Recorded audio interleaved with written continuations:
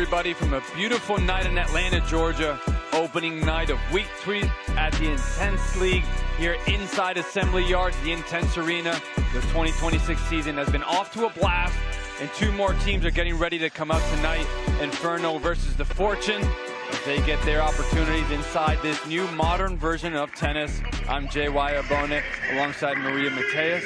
And Maria, we've gotten to see these teams over 2 weeks as they get into Week 3 and all these new rules. And how much fun has it been to see everybody out here? And everyone's playing better and better now. Each team has adjusted to the rules, in my opinion, and every single arc they come out and they play better and better. They know how to deal with the format. They know how to deal with the pace. The coaches know how to use timeouts. And it's also new, right? Even though they've played a couple arcs, this new format is very new still. And then in this format, they play 7 arcs. So men's singles, women's singles, and all 3 doubles formats. And the cumulative score across the whole night counts towards one common score, and that's going to determine the victor. And that's where the simplicity of what this format represents, something easier for fans to understand. The only thing you got to remember is if you hit a clean winner, it's worth 2 points. And these teams are really getting accustomed to how they fit and manage everything. And the Inferno are taking on the Fortune, but we got to start with the Fortune right now, who are putting their undefeated record on the line with someone like Roberto Cid that's been really helping them along the way. Fortune is one of 2 teams that's up 2-0 so far. They're undefeated. They want to continue building on that momentum, and who better to do it with than Roberto Cid? He's been so dominant now in 2 arcs. He, especially against the Ricks last week, he just played so well, used that forehand, used that quick serve, and is getting so accustomed to these rules now that he knows exactly how to play, and I think that's why he's just been such a force for his team. And then on the other side of the net is going to be the Inferno. Lost their opener, but had a great week last week thanks to this duo. Absolutely. Uswer Kanata and Jamie Connell just were so dominant in the doubles, and I'm so excited to see them today again. I'm sure that they're going to be teaming up again in that doubles. And in the 6th and 7th both, they really showed up and showed out. And Arkanata started out a little rough. She admitted to that herself, and then she said she put her head down, she went to work, and she played a lot better. And I think now their head is going to continue to be down, and they're just going to play really good tennis and just focus on that task that they want to accomplish. And they haven't even gotten their first-round pick, Blue Baker, going yet. So imagine when they get Blue Baker going, that is going to be a really difficult team for the Fortune. Hopefully tonight is not his night. But when we come back, we're going to find out who's going to sit up for their respective teams after a short break.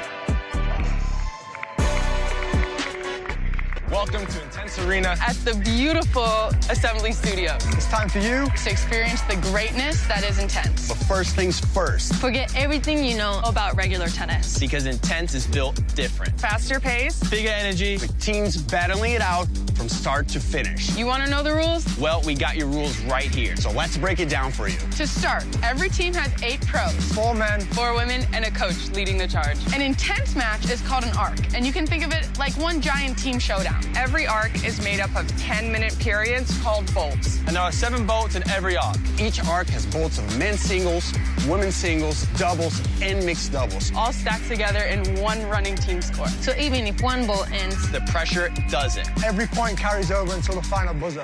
Now for the serving rules. That's where things get wild. 1 toss, 1 serve, miss it, and the point's gone. There's also a 14-second shot clock between points, and play is at the server's pace. So turn your back, you might get burned. No waiting around, no resetting the vibe, and yes, we do play less. The only thing that can slow the pace down are the timeouts. And there are rolling substitutions. So if a player needs to catch their breath, or if a coach wants to change up the strategy, there are substitutions. Scoring is simple. You win a rally, that's 1 point. Blast the clean winner, that's 2 points. The scores from every bolt are added up along the way. And the team with the highest score at the end of the last bolt wins the arc and the cash. And now the most important part of Intense, you, the super loud fans. You will never get shushed. First of all, that's rude. That's rude. That's rude. Second of all, we want you to act like actual sports fans. And we want all the volume when it comes to supporting your favorite team, like Ridge. The Outriders. Like the Altitude. Like the Smash. Like the Rips. Fortune. Freeze. Inferno. Sting. Like Team Rise. Or if you want to cheer against your rivals, we're here for it. Bring it on. So now you know the Intense rules. But the only way to experience Intense is to see it in action. So let's get this arc started. Welcome back inside the Intense Arena, opening night of Week 3. Inferno versus the Fortune, getting ready to take the court as both teams look to build on some momentum after both of them won last week. Now we get an opportunity to meet the third member of our team, Kelly Kroll, who's with Coach Tim Siegel. Yeah, thanks a lot, JY. Well, Tim, you guys have been off for about 6 days as far as arcs are concerned. How did you keep your team ready for this one tonight? We had a scrimmage yesterday, played really well against the Sting. We practiced a lot. Our team is so spirited, so excited. They love to practice. They love to practice more than I even love to coach. So it's a perfect combination. Well, 2-0 headed into this arc against an Inferno team that picked up a big win on Saturday night, and you were here to scout it. So what are some challenges going to be this evening? I mean, they match up really well. I mean, they are very strong, both singles and doubles, very strong women's doubles as well as women's singles. It's going to be a battle. I think I picked them to be one of the top teams. So if we play our best, we have a good shot. We can't wait to watch it. Thank you so much, Coach. Kelly. Okay. Thank you, Kelly, and thank you, Tim. And let's take a look at that lineup that Tim is going to be coaching. And how impressive is it for Tim Siegel? He hadn't coached in 20 years before coming to this league, and he's just managed his team so well. He's got Flores and Lacasse, who's this doubles duo that's just been playing so well, especially in the mixed doubles. And they have Victoria Rodriguez, who's really done her job and contributed to her team and just been such a consistent point earner for their team. Inferno, coached by Jim Harp, has Blue Baker, and I'm wanting him to step up a little bit. He's such a strong player, and he's such a strong component of their team, but he hasn't really contributed as much as he would like so far, so I'm excited to watch him play. And again, just watching Usware, Kanata, and Connell on the doubles court all day long, I know they're going to do some damage tonight, so it's going to be a very good First arc players tonight. up, a fun one. Let's get started with the coin toss. Welcome to Intense. We have Team Fortune home, Team Inferno away. Ryan's going to help us with the coin toss. Team Inferno, you get the call. Tails is a call. What is it?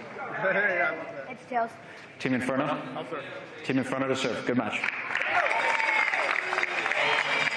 And it's going to be showtime as Inferno won the coin toss, and they're going to elect to serve in this one-serve format. They want to put it on their racket. Inferno on the far side, Fortune on the near side. The first of 2 10-minute singles bowls for the men. Women's singles will be following. And then all 3 doubles formats to finish. Jamie Connell, a second-round pick, getting the start tonight. On the far side, on the near side, is going to be Roberto Cid from the University of South Florida. Also from the Dominican Republic. Played a great arc last night as Connell's looking to step in, and that's a great start for the Inferno.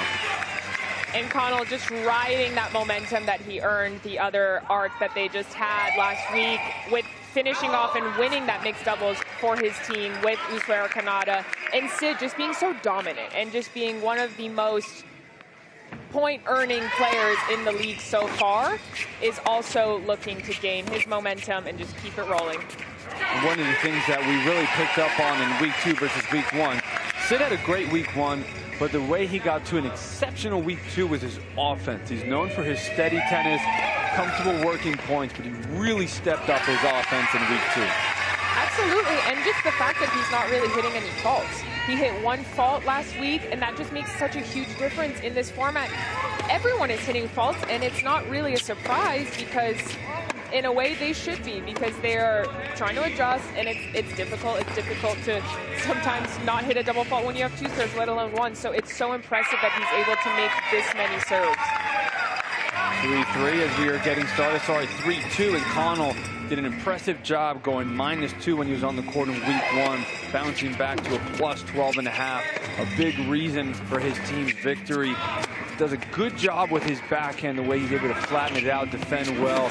The forehand can be really tricky for opponents because he puts a lot of spin on it, prevents himself from sometimes getting some of those forehand winners, but he can just make it so awkward to set up the offense on the backhand.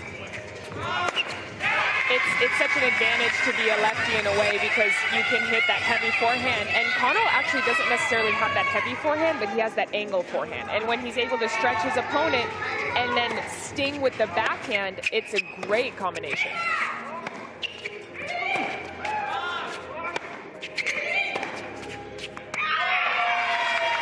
Connell's actually comfortable with those balls that get above the shoulder on the backhand side. He does a good job throwing his weight into it. He's got some nice size as well, about 6'3". So he's comfortable getting up there and flattening it out. He uses that right hand, the non-dominant hand, extremely well. And so that's his driving side. The key will be what he does on the forehand side. And we'll see how Sid is going to try to pick him apart tonight. And for Sid, I think the key is to hit heavy forehands to that backhand like he's just doing right now and just not let him really put his body weight into that backhand. And then as much as he can, just stepping in, looking for those 2 corners. Good forehand down the line. That can be tricky for Connell when he gets put on the defense with his big loopy swing. +1 for the Fortune.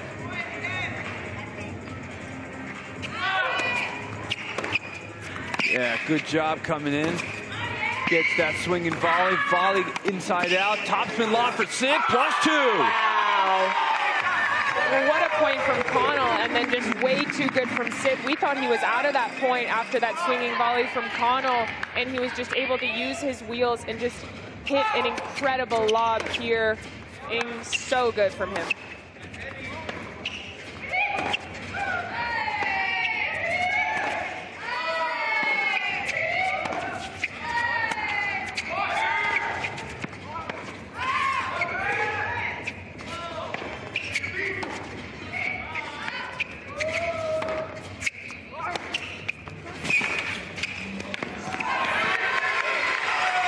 Unbelievable sliding defense from Connell after the best rally of the night. Both players settling in very well.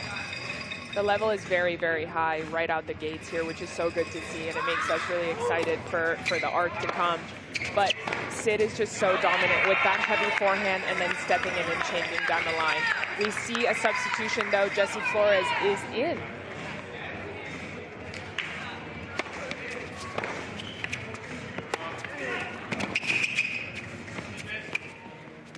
Drop shot bringing Connell in. It is a touch, so it's only 1. But Flores, one of the most diverse players that's going to be looking to come forward, use the drop shot. Big serve, and volleying. He's going to mix it all up, always trying to keep that offensive mind inside. And he used a great drop shot to earn the point for his team. And J-Flow, such an expressive player, too. We see that with his shoes. We see that with his game, his dancing. And this is such a great league for him because he really is able to just be himself. And it's hard to do that in traditional tennis sometimes. You know, you don't have the opportunity to scream and dance and just really celebrate. And he's able to do that, which I think he really, really enjoys. 9-6 for the Fortune. Flores approach coming in. Good response by Connell. Pushes Flores back. Drop shot to bring him in. Not good enough. +2 Inferno. Flores thinking that was going to go out, and he purposely didn't go for it, and then visibly upset that he did not touch that and gave Inferno 2 points. 9 tied. The give and take with Flores. He can rack up +2s, but he can also give them up. So the trick for Coach Siegel is always to manage him, understanding when he's hot, understanding when he's cold, pick and choose his moments. And also in a format like this, what coaches are trying to learn is you don't want to pull players out too fast before they start to warm up and play a little bit better. But the Inferno now have a 2-point lead. Going for that big kick wide there, shanked it a little bit, but I always think it's such a strong component when you're able to just serve big body, high percentage. That was a great kick on the backhand side and just really letting it go with that forehand. He just got to go for bigger targets there. We have another substitution. Blue Baker is in, and I'm sure he's really eager to step up his game and really contribute to his team. Coming out hot and cold shoulder, big serve approach down the line.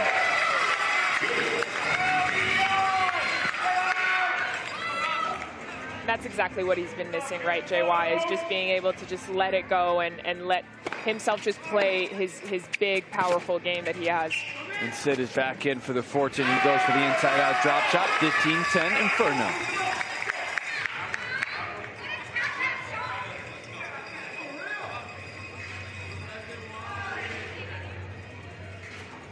He is really letting these serves go, which is not common when players are getting their first action. They put a little bit more spin, there's less pace. Did a good job keeping his shoulder warm on the sideline, accelerating a little bit flat, but for him it's very good to see how comfortable he is because the last 2 opportunities on the court in the first 2 weeks, he was just tentative, unsure, just very stiff, and now he's coming out swinging. And I think it really depends on the personality, because for me, I always was extremely nervous coming out and serving and starting a match, and I had some coaches tell me just swing as hard as you can and let yourself get those nerves out. Incredible point by Sid. Or hit a few soft serves, get it in, gain that confidence, and then go for more. And I don't think I ever committed to one or the other because I didn't know which one was right, but now I realize it really depends on who you are. And so maybe Boo Baker does feel more comfortable just letting it rip, getting those nerves out from the beginning. Each week, these teams are going to be better at the intense format, trying to learn these new rules, trying to figure out when you have no warm-up, when's the best time to come in and play. Some play better at the start, some play better later. And Baker looks like he's doing a little bit better as he's come in midway through the vault, starting to accelerate a lot more. A lot of players have talked about how they play too much to the rules of the format, the +2, the 14 seconds, and they try to play fast. And they've gone away from what got them to be a great tennis player in the first place. So we'll see if Baker's going to get back to his true self, and tonight is the start of it. Exactly. I think all the players, as I would too, and I'm sure you would too, JY, you come out and it's a new format and there's so many new rules, so you're so hyper-focused on these rules instead of playing the tennis that got you to this spot in the first place, and then just adjusting a little bit based on the rules. But the rules should not be at the forefront. Your tennis should be at the forefront.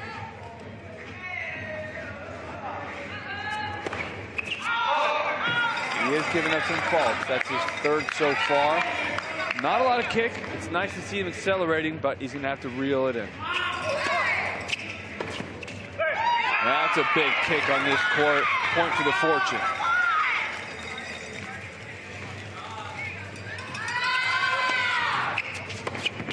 Baker running around to find his forehand. Sid still finds his backhand, sails that long.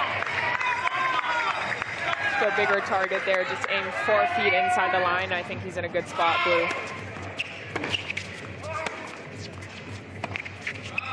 Final 30 seconds here of this first 10-minute men's singles vault. Solid backhand cross court. Sid just tries to pin him but forces it, and it goes wide. 15 seconds left. Baker's going to try to make this the last point of the 10 minutes. Fourth vault of the night. Will Sid try to sneak in one final point? 2-1. Looks like the clock will run out, and he will make a mature decision and let it go. Maria, talk to us about what you saw in that first vault. Well, in my opinion, we expected a good start from Fortune. They've had a good start every arc so far, but the Inferno has not. And last arc, they were able to pick it up and play really well in the 6th and 7th vault. But I'm especially impressed with the way that they've started with this men's singles vault and the way that they're going to carry that into the second men's singles vault, because they have started out aggressive, they've started out consistent, and their body language is very, very good. I'm very excited to see who's going to stay in. More action coming up soon. Not the drawing. Oh, Jesus. My kids draw better than me. It's not my forte. I'm a bad artist. Oh, man. Wait, who is Sting? Guitar player, right? I could draw guitar. Do you want me to draw biceps too? Got a stinger on his head. I'm already messing up here. I didn't know what rise meant. Ta-da! A snowflake. It's gonna take like an hour. That's a bad tennis ball. Gotta be mountains. Mountain with a racket on it. There we go. It's supposed to be a mountain. Can you get that vibe, or? Are you erasing that already? Yeah. I hope some of my teammates did a better job, so I can buy something with their logo on it.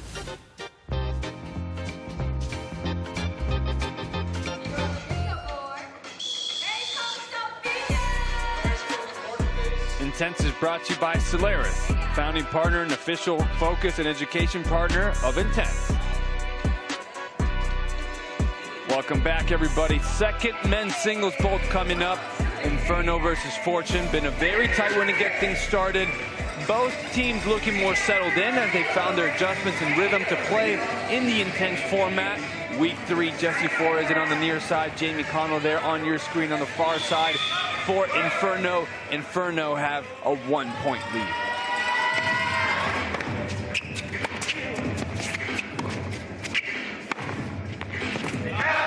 Big backhand, but just wide. And I think tonight, every player that has been in has played great tennis. So in terms of the substitutions, I think it's more going to be a management of how tired they get, more so knowing that they still have doubles and mixed doubles coming up. But I think everyone has actually played pretty well coming out. And Jesse Flores, having such a powerful game, is just going to want to reel it in just a little bit. He's not feeling it, though. He said, no, I want to be out. And Oren Vaster is going to be checking in. Thought Roberto said he was going to jump in, but it looks like there was a little confusion. Oren Vaster is going to be getting his first action of the night. Jesse Flores, the give and take, forcing that approach, but giving up a pretty comfortable +2 for Connell, 24-19.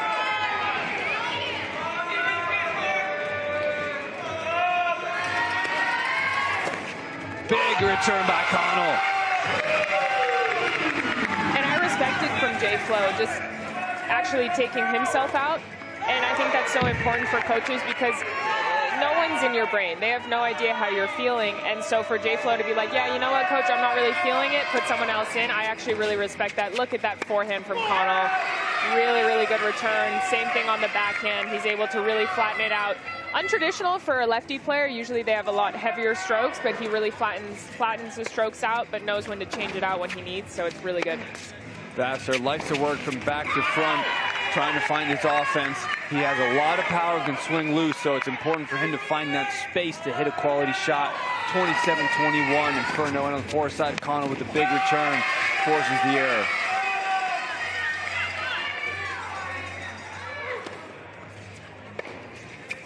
So using that space, good return, but right to the Connell backhand that he loves to hit, taking it on the rise. On Inferno.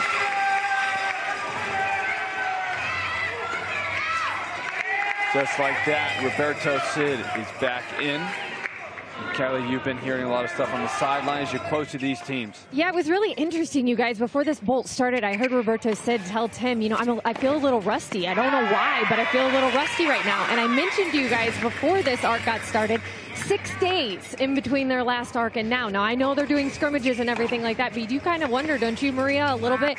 How are these guys staying tuned up and everything before they come back out here and compete? Well, and I think in traditional tennis, too, I can relate it to if you play a first round and then you have a day off in between, then you have to come back again. It almost feels like you're playing your first round again. And then when Connell's playing like that, I mean, what are you going to do? That's just too good from him. But it feels like you're playing your first match again. And so here, if you play an arc and you have so much time in between, I can understand how you come out and you feel like you're restarting again and you're even more nervous. So it's very understandable from Sid, but I'm sure that, you know, he has the tennis. He's going to know what to do. Good serve wide, but right to Connell's strength, and he's back on the offense, putting Sid on the run. Getting a little bit wild after that forehand return winner with a bad drop shot and a bad backhand to the bottom of the net.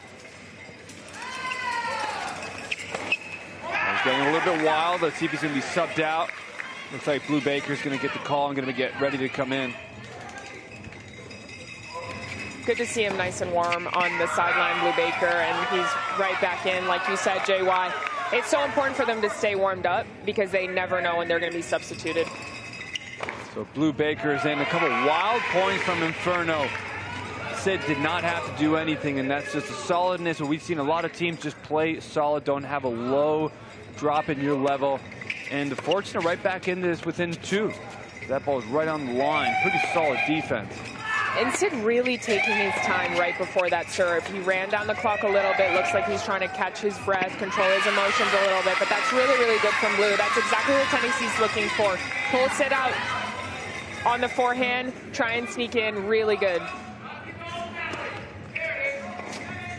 Good kick out wide. Chip to the Sid forehand. Gets it to sit up a little bit. Allows Baker to play a little bit of a more aggressive shot. Just missed the back of the line. A little bit more settled tennis now in from Baker. Going big serve out wide to the Sid forehand. 3 points in a row, Inferno. And Inferno is looking very, very excited and very fired up on the sideline. we've been missing that. Even though they won the last arc, their energy was even better. So far tonight, this has been the best energy that they've brought.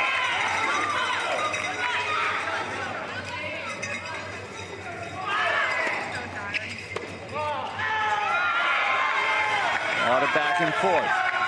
34-31. Sit for the Fortune on the near side. Kick out wide to the Baker backhand. Does a good job of Baker. Great chip back and forth. Using a lot of backhands to Sid's forehand to get him out of that backhand corner.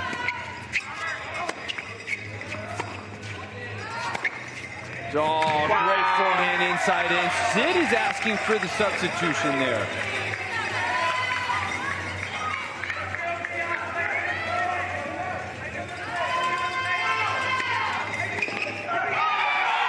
The way he just loads up and goes for that. Super, super good from Roberto. Needs a breather, though. Big kick as Flores is now coming in. Tries to back up some of the good tennis that Sid used to get their team back into it. Flores clearly feeling it in a good rhythm.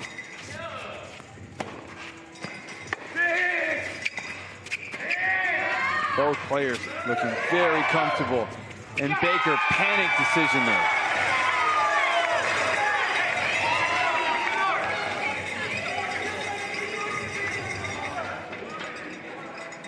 Jesse interacting with the crowd. He likes to get the crowd into it. It definitely helps him play better. And here at Intense, it's the best place to do it because the crowd can make noise at all time and the fans can really be interactive with the players. It's such a special atmosphere. Connell in for Baker.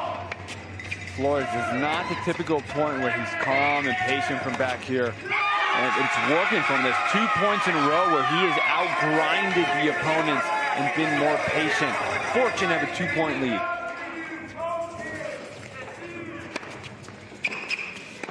There he is going with the volley. And that's the risk. You just won 2 points in a row doing something well. Why not continue that trend? And it's the hardest thing for Flores to just continue to do one thing over and over. Got lucky that it wasn't a +2 passing shot as his team is up 2 now. Well, especially when Connell can find those small angles with his lefty forehand and using that short forehand. It is a little dangerous if you don't hit a great approach like that one to come to the net. Flores feeling it, loving it, talking to the crowd. This is the environment he thrives in, 38-35. Connell trying to ruin some of his momentum. Great backhand return, goes heavy into the Flores backhand. Throws him back there one more time. Flores gonna go off pace. Connell takes it on the rise.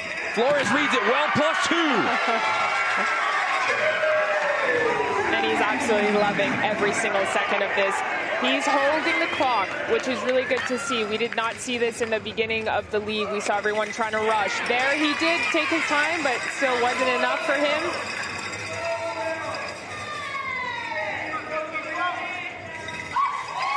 Brian Gaskin in. He's going to get his first action of the night. Another +2 for Flores. What is going to be the call? Sebastian Nunez is going to say that ball was out. I thought it did look long.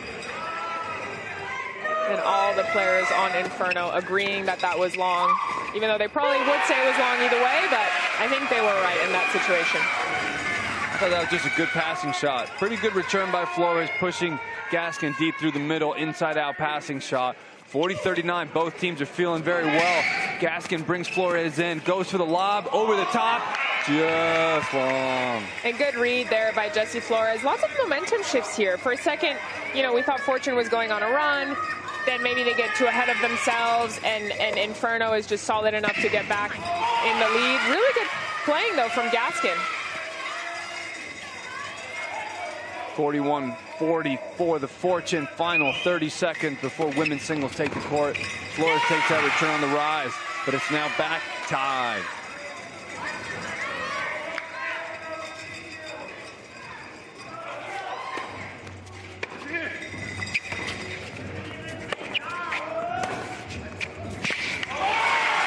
Gaskin gives the Inferno the lead. Final 8 seconds. Baker's trying to tell him to just stop, just take the lead into the break. Trying to settle it. Coach Baker just gives the advice, and the Inferno are going to wrap up men's singles. Flores upset there, but honestly thought he played pretty well. But now he's going to have to go to the bench as the women's singles are going to be taking the court. Got a good one tonight, 42-41 Inferno.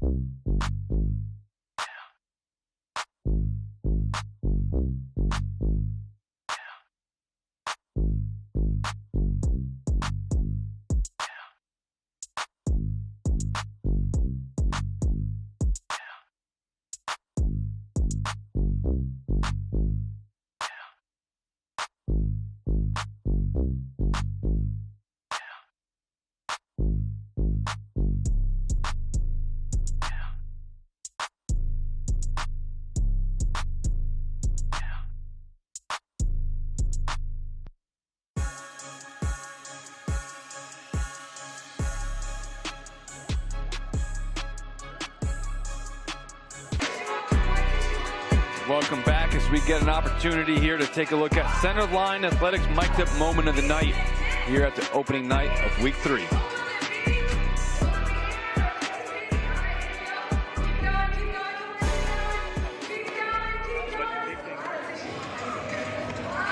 Other side. Come on, make sure we get those up now. Let's go. Get in the backhand. Don't be afraid to get in behind those. You're doing good. Come on, get this one. This point right here, Jamie. But he's going to come forward and it caters to you making those shots. And that's what he did. He commits, he's out of position, and he lets you take shots like that. So. Yeah! Let's go, boy!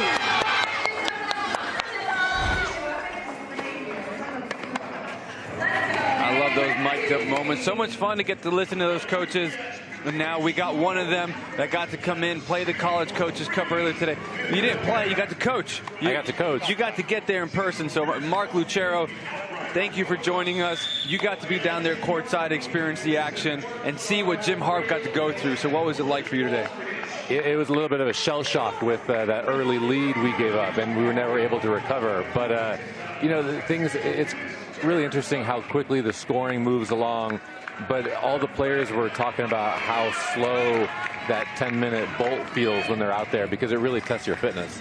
You know, not having service winners or aces very often, you know, really puts your legs to the test because there's a rally every single point. It's super fun. what do you think the most difficult thing was for the player to get accustomed to? I think the length of each point, I think when you combine that with a little bit of a shorter interval between points, it just, it really pushes their fitness to the limit. And then, dealing with 2-pointers and things like that, it's really exciting to watch from the sideline, personally. We have women's singles that's about to get started. We just finished up men's singles. Inferno have a 42-41 lead. Usue Arconada in on the far side. Interesting to see her left leg wrapped up. We'll see if that's going to hinder any of her movement. She is one of the best athletes here, but if she's a little bit injured, it could hurt her. We'll find out. Victoria Rodriguez on the near side for the Fortune. And Arconada off to a very aggressive and energetic start. So looking good so far. But then, Mark, talk to us about the coaches. Like, what are the coaches going through? What was difficult for you to also work through? Well, the one thing I didn't expect was to have to think so much about managing my players and how long they were out there. And I thought I was going to have the same guy playing for the whole first bolt. But instead, trying to give the guy a little bit of a break, let him catch his breath, sub in somebody fresh, and constantly keeping fresh legs out there. And thinking about the matchup, too, of fresh legs versus tired legs. What is your most favorite rule if you had to pick one? I love calling timeout. Yes. Because you got to stop the bleeding sometimes. But the in-match rule, I like not playing less. I like having to hit the serve on the one, the one toss. And maybe the most idiosyncratic thing is not having the ball in the pocket. I love that. Yeah. That one goes unnoticed for sure, but it is a really big one. And if you do have it in the pocket, you actually get a point penalty. So it's very interesting. Arconada really bringing her most energetic start of the season, playing some great tennis with a big backhand. Won't give up the point with one serve. We'll see how she works that. She has a tendency to miss some serves. Then did a great job last week actually using the underhand serve in some tough moments, but backing it up with some great movement and getting really creative that then sparks some confidence off to a better start. Victoria Rodriguez with a good backhand-to-backhand rally. This is her favorite shot with the way she mixes things up. And Arconada is quite comfortable on that side as well. Well, and both of these ladies are such physical players. Both of them are very, very fast around the court. They know how to use the angles, and they know how to hit a very difficult ball off of a difficult ball. So it's going to be interesting to see how they match up. I do think Usue does really have to step in. Chelly does have that heavy forehand, but sometimes she can miss it. She's more dangerous on the backhand. So if Usue can hurt her on that forehand and step in, she's going to be really successful. There you see the change of pace. Victoria tries to use a lot more spin on that forehand side with the backhand. As soon as she gets it, she drives it a lot more. But Arconada's trying to target that forehand to set up the aggressive backhand. Great defense by Rodriguez. I think it is dangerous. Usue wants to step in, but it's going to be harder for her to win points off of the backhand than the forehand. So I think when she is stepping in, trying to attack the forehand and sneak in sometimes, because Rodriguez sometimes doesn't have that much power on that forehand. But what a sneaky drop shot there. Wow. Backhand down the line winner, Arconada +2, Inferno up by 3. Mark, you come from the original team format in tennis, college tennis. What do you think about getting to see this team format truly at the pro level? We've seen some team formats exhibition style, but this is true pro format. These players are getting paid. This is their jobs. What do you think about bringing it now more to the pro level? I like it. I mean, I like being able to substitute players. Obviously, you see the players. The players love it. The players love being on teams. They don't have that many opportunities in tennis to be on teams. And these are things that often you see bring out the best in their games and their personalities. Another backhand winner. Arconada goes for the quick underhand serve because Rodriguez wasn't ready, and it will work as Rodriguez pushes that return long. Inferno with their biggest lead since the first men's singles bowl, 51-46. And Rafaela Cass is now in, but it's good to see. Oh no, she forgot about, she lost it because it's one toss here, guys. But it was interesting to see her, though, choose to hit an underhand serve. Last week, while she was struggling with serve, she actually felt embarrassed to hit the underhand serve. So it's cool to see the way that she's evolved, and she's actually hitting them tactically now.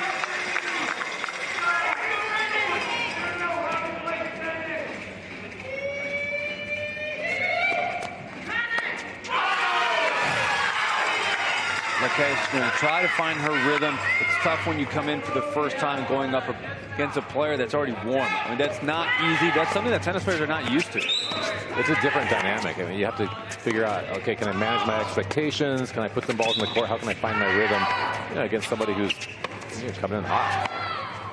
Lacoste's going to miss that long. And do you think when they do come in, is it important for them to really just swing out and just let those nerves out, or play more high percentage, make a few more balls at the beginning, but risk maybe their opponent attacking them? Yeah, probably the second one. I mean, move your feet a lot and eventually pick big targets down the middle. Love that backhand, right? So mix it up, all right? You feeling good? Yeah. Hey, she's not in shape like you guys are. Let's go. Right here. 1, 2, 3, 4, go. Let's go. Hey, and back up a half a step maybe on the return so you get a good look at it. Okay? Now, you don't have to be on top of the line, right?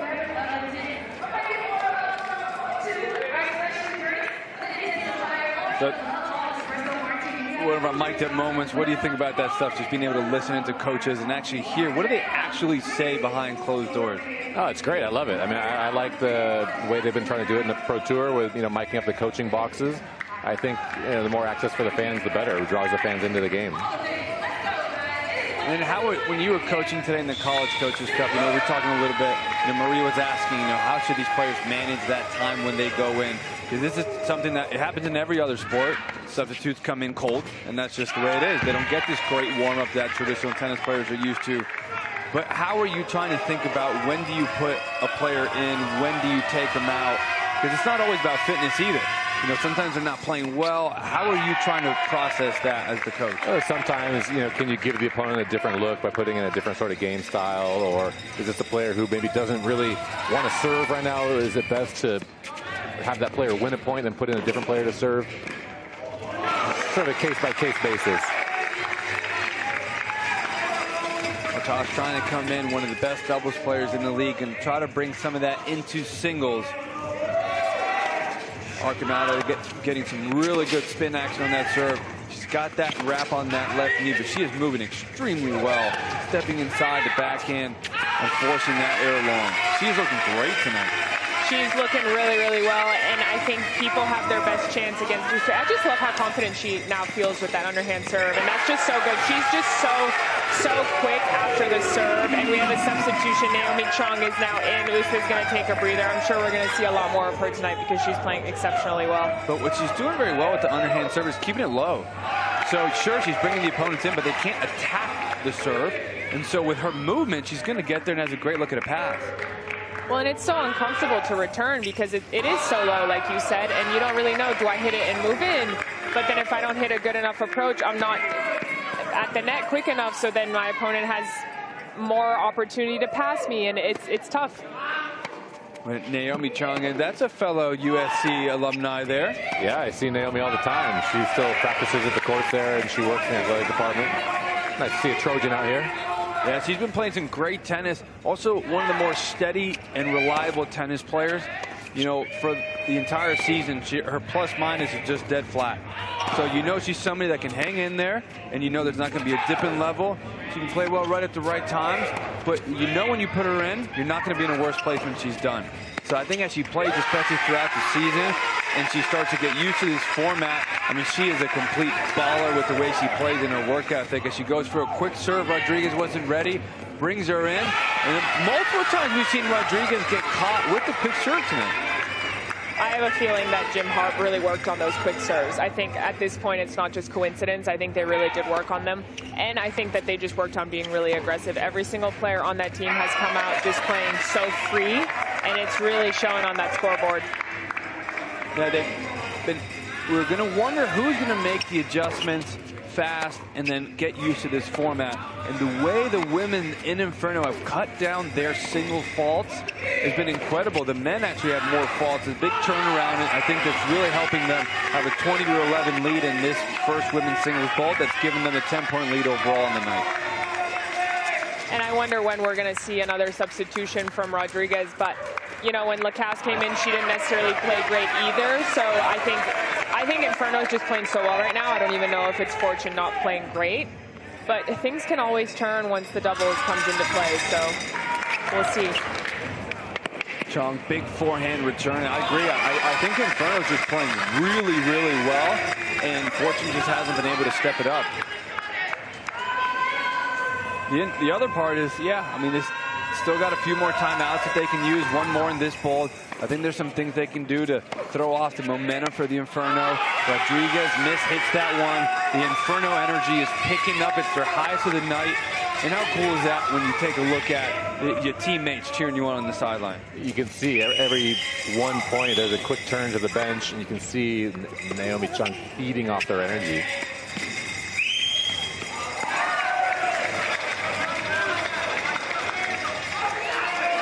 Kate Sherrod going to get her action in.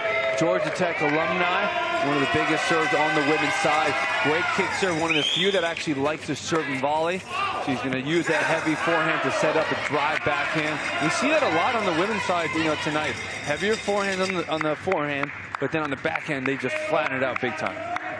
Well, and it's such an effective ball because it pushes you back so much, and a lot of girls feel more comfortable on their backhand side and kind of taking that early. So I always loved that play when I was playing, so I know a lot of these girls feel the same. Chong doing a good job playing offense, but Sherrod defends extremely well, running around the forehand to hit a backhand, but didn't have the space and hits it wide.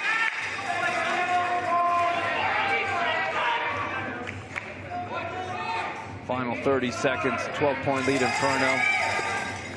Good kick to Sherrod backhand. Lacoste going to get back in to try to finish it off.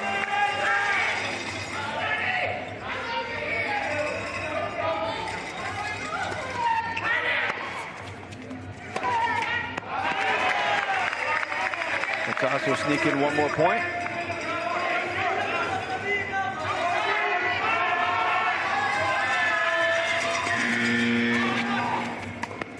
Final point, Lacoste just got it off.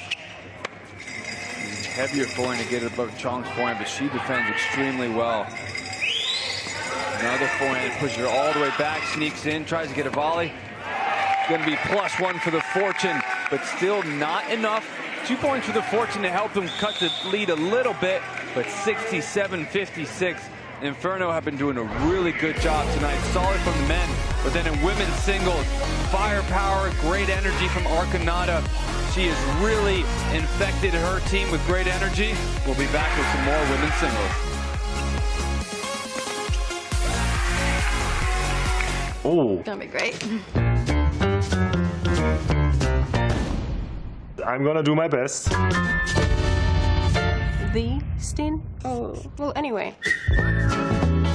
What's it stain? Our enemies. I don't know what I did. It's supposed to be a mountain, like cliff. I ruined it. This is a horse. This is a guy riding it and holding a rope. Pretty clear. I don't even think you guys know what it is. Smash. Fist and fire. Yeah. Freeze. Ice. It's freeze. Novak Djokovic ripping his shirt open. This now looks like a stick figure in a V-neck.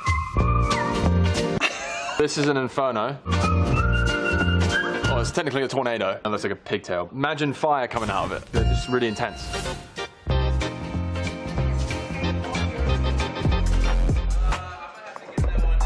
Welcome back, everyone, as we're getting ready for the second women's singles bolt.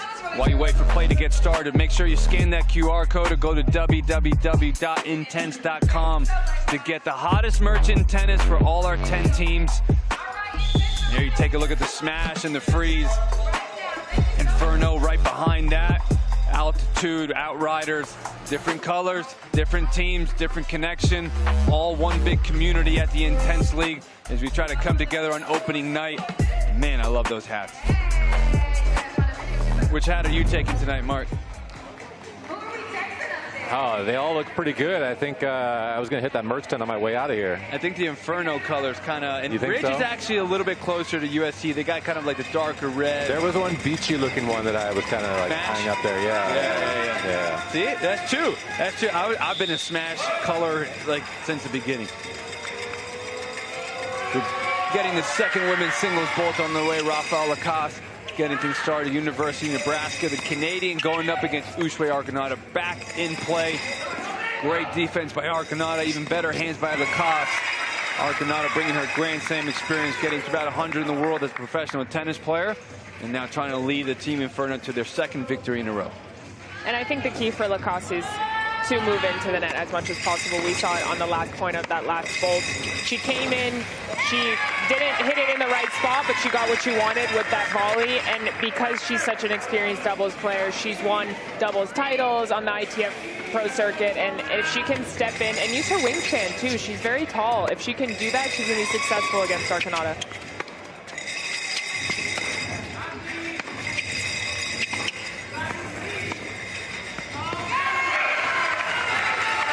If you go back to 2 points ago, Lacoste went back down the line after an Arcanata forehand up the line. I think that's a pattern she has to use a little bit more to prevent Arcanata from trying to direct traffic into the backhand corner, which is where she wants to sort of be aggressive from.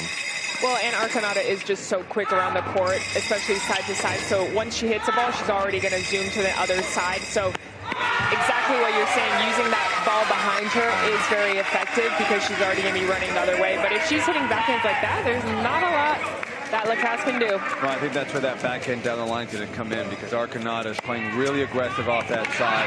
That's more of her type of tennis. When you're so good at the net and you have the success in doubles, it's always interesting when you watch them come play singles and they try to play patient from the baseline. Your strengths are at the net. Try to find ways to get there and force it, especially early on. But see, sometimes shots like that where you just play careful prevents you from playing where you're at your best. And I know she wins that point, but that's a style that Arcanata is going to favor.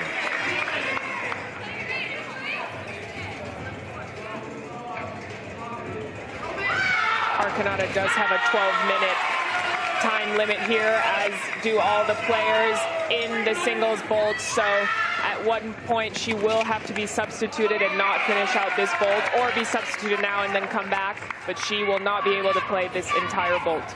And doing a great job, Arcanata. She's been +8 so far on the court. Most effective for her team. The crowd tries to scream. Anyone can scream and shout. As Arcanata +2 again. How impactful do you think it is for players when they hear the crowd screaming and shouting? It's something that they're not used to. I think as human beings, we all thrive on positive, affirmation, positive reinforcement. That's the ultimate form of it, is crowd cheering and people applauding what you're doing. And I think it just gives you that extra push to keep going. Great job shot by Lacoste, trying to throw in some different dynamics to disrupt Arcanata. Went really big there right before a substitution as Rodriguez coming back in, but with the visor. Sometimes all you need is like a little shirt change. It's going to change things. Yeah, changes everything. That's a great backhand down the line. Visor action in play. It hits the visor.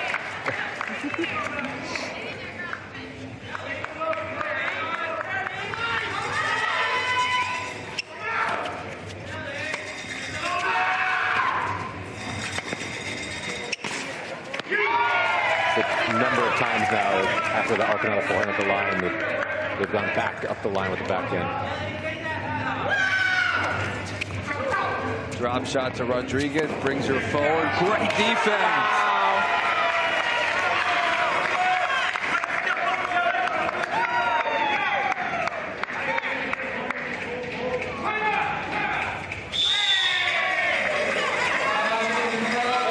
And Inferno is going to call a timeout as Fortune is trying to pick it up.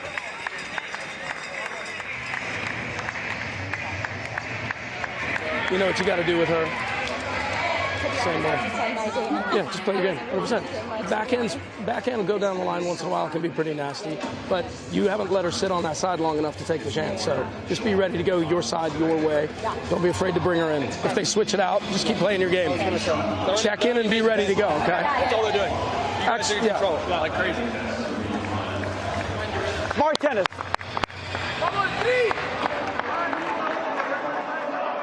You're looking awesome. Looking awesome. Hey, you own this girl. Either one. I'm telling you, she can't hang with you.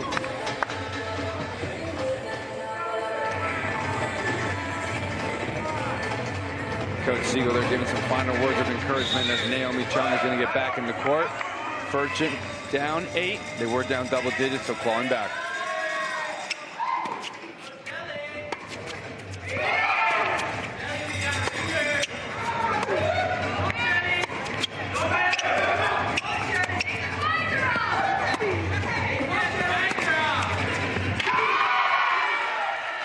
Another backhand down the line, successful for the Fortune, +2, 74-68. And we hear some Inferno fans. I don't know if you guys hear it too, but in the crowd saying, take that visor off, take that visor off. So they're noticing it too. This visor is just doing miracles right now.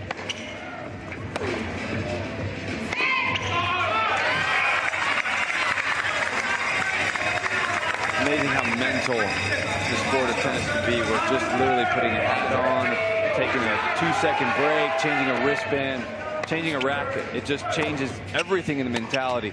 Sounds crazy, but welcome to the world of tennis. Well, and it can be superstitions too, right? Maybe she was rushed before this arc and she didn't get the chance to put it on, and then mid-arc she's like, oh wait, where's my hat? I need my hat. And then now she just feels a little better about herself. Look good, feel good, JY.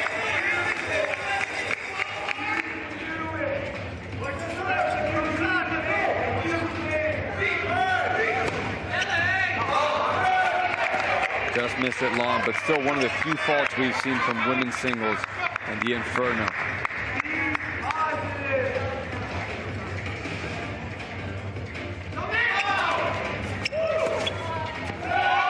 Rodriguez trying to sneak in there, body backhand serve, but Kelly, I know you've heard a lot about Victoria Rodriguez superstitions.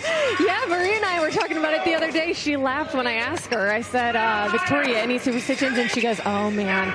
I mean, everything from using the same stall when I go to the restroom to waiting 15 minutes for a player to maybe get out of that stall so that I can use it to change whatever it may be. She definitely has her superstitions. And Maria, we were laughing about it, but that is such a thing. She also has a thing with a towel, but maybe a visor after today, guys.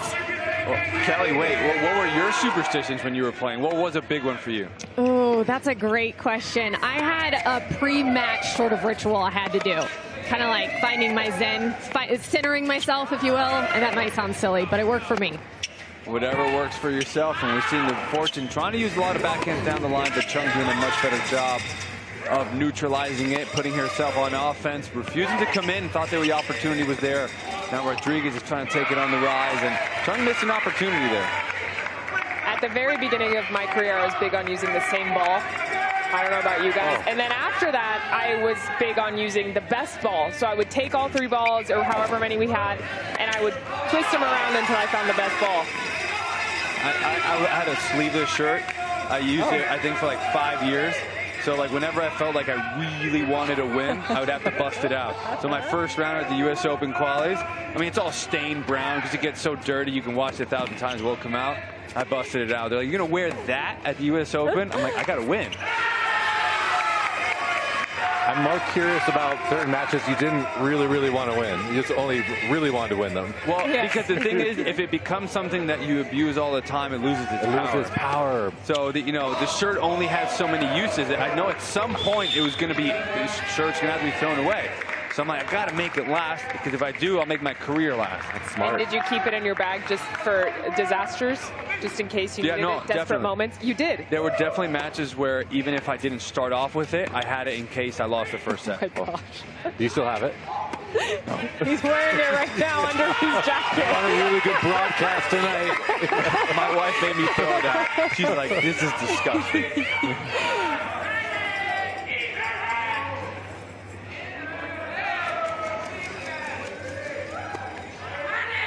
Rafael Lacoste back in, aggressive forehand. Now she's coming forward, backhand, back down the line.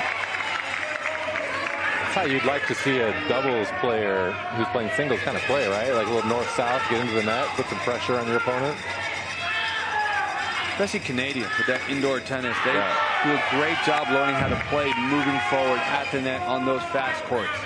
And especially at her height, too. From a fellow tall girl, I wanted to be in points as short as possible, but that doesn't go with how I played at all, because I'd be long as points possible. But I would have liked to play short points. I'm sure Lacasse would also love to play short points. In another life, hopefully I will play short points. Francis Altick from Vanderbilt getting in for the first time. I think we're going to have to replay that point. Yeah, that ball looked like it was in the corner, so the official, Sebastian Nunez, going to make him replay it, even though that was a big +2 opportunity as she was coming forward. But a nice, you know, I'm sure Francis Altick will take that as she gets to warm up and play a little bit in this no warm-up format. Alte coming out playing very aggressive too. The team definitely worked on this. This is a trend tonight for them. Drop shot to Alte, going to bring her in. She's going to get there, approach down the line, topspin lob. That should be a +2. And now Team Fortune's really getting off the bench. They're getting more and more fired up, picking up their level too.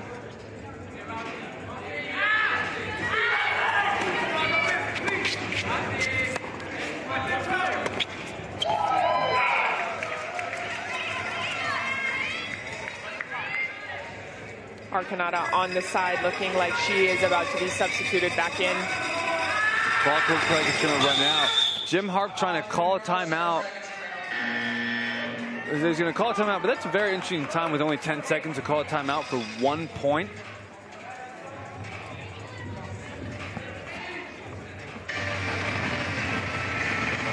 Oh, big here, Uswe. You got 2 seconds. Go big. This looks like it's going to be an extended timeout as even the scoreboards and everything went towards the end of the bolt. But it's just going to be a timeout. You have a couple of seconds on the clock, but interesting use of that. So timeout for 1 point. I have looking not, for a 2-pointer maybe. Yeah, maybe. I have not yet seen a 2 seconds on the clock left with the timeout. See what Kelly has to say on the side over there. Keep an eye on it, guys. This was Justin chatting with Jim Harp earlier today, and he says, I'm a big fan of icing the kicker, if you know what I mean. I want you to watch when he calls these timeouts right before the serve, the toss goes up. He wants to call it in moments like this. I think it's a thing for him, so just keep an eye on that through the season. You know what, Kelly actually did notice that before, because the toss went up and it his is first timeout, and he yelled timeout. You better believe it's intentional. I'm going to start paying attention. That didn't work out. I mean, to put in a cold Uswe Arcanata worked completely against him. She was sitting on the sideline. Very interesting. Put her in a tough position. But Marcus, we got to finish watching women's singles. What do you think about that? I love the level. It was fairly consistent throughout that last bowl. I thought the level was high. I love seeing players trying to take the ball early, put pressure on the opponent, and rush them. Yeah, it's super exciting. Maria, what do you think? I think Uswe Arcanata's on fire. I think we're going to see a lot more action from her in the doubles. But I think I agree with Mark. Very, very consistent, but also even levels. So I have no idea which way this is going to go. Well, awesome. Yeah, Arcanata had a great energetic start with the way she's playing with great energy, aggressiveness too. The way she was letting that backhand go, definitely one of the best starts she's had to the season. I know they'll be looking to get to her in women's and mixed doubles, but we'll go down to Kelly Kroll, who's with Uswe right now. I mean, as you know, tennis is an expensive sport to play. You're traveling every week. Sorry, we're live. I apologize. I thought we were going to break. Uswe, great bolt, couple bolts for women's singles, especially yourself. What helps you find your rhythm there?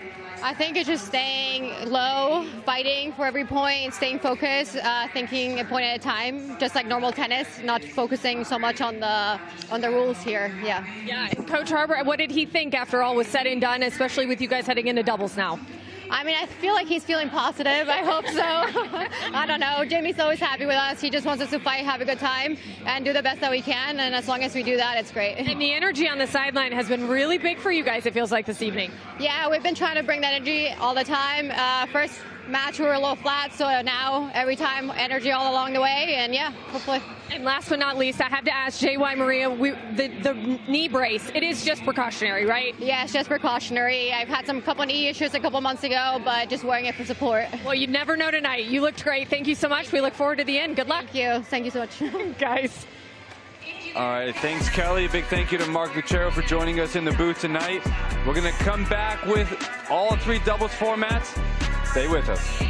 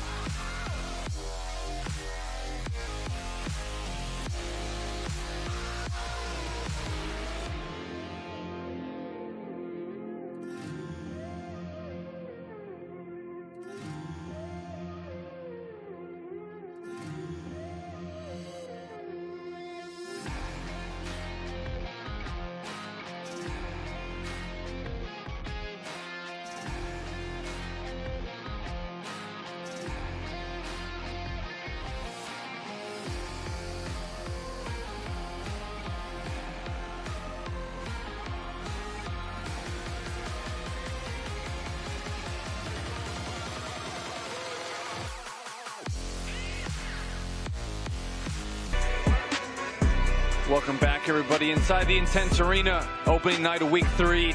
Men's doubles coming up. All the singles are done for the night. The Inferno walkway with a 4-point lead. But now men's doubles are coming up. Jay Wyabone, Mark Lucero, Maria Mateas here. Jesse Flores in with Roberto sitting on the near side for the Fortune. Jamie Connor, Blue Baker on the far side. Mark, what do you want to see these players do extremely well in doubles? I mean, it's all about the basics, right? Serve in, return in, first volley, and then see what happens from there. But I think it's super crucial in this format. You got to make returns. Especially with one serve, right? You can't give any free points on one serve.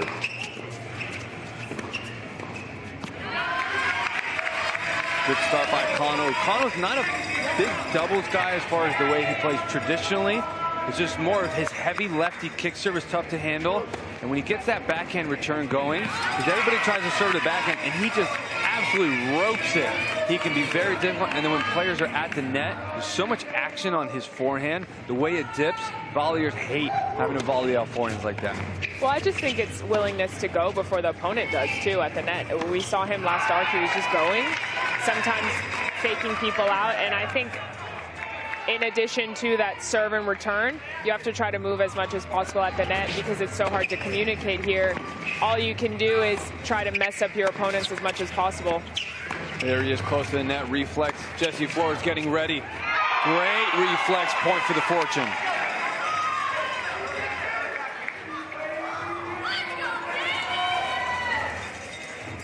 Just look how quick the hands are. All 3 players at the net. Flores one more time being ready. Overly anticipated the poach. Flores is everywhere. Connor reflects back. Sid, big forehand. Baker couldn't handle.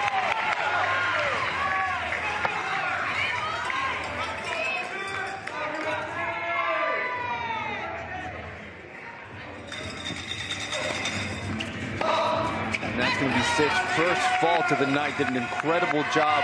Second fault overall if you combine the last arc he played as well. Extremely efficient when he's serving. Baker now putting more spin on his serve than when he was in for singles. That ball's going to bounce up, give a +2 opportunity for Connell.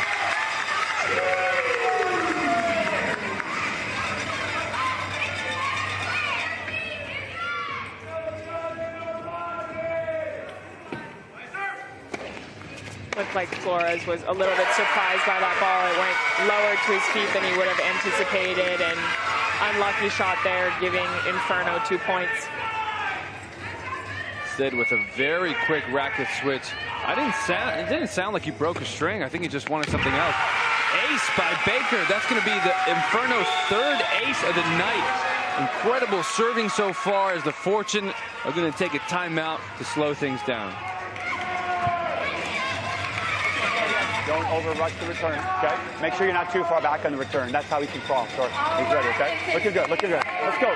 1, 2, 3. 2, 3, 4, Hey, listen, and when you go cross court, Blue's not going to cross. You got the middle wide open too. All right, be ready to go. Take the net away. Take the net away. Just search for Intense or Intense Tennis on all socials. You can also sign up for the Intense. Maria, what do you think about those comments? Well, I think it's so crucial for him to say take the net away because Roberto Sid is so consistent and strong at the baseline, and J-Flo needs to try and step in because he has that firepower and just take the net before their opponents do. I think that's going to be huge for them.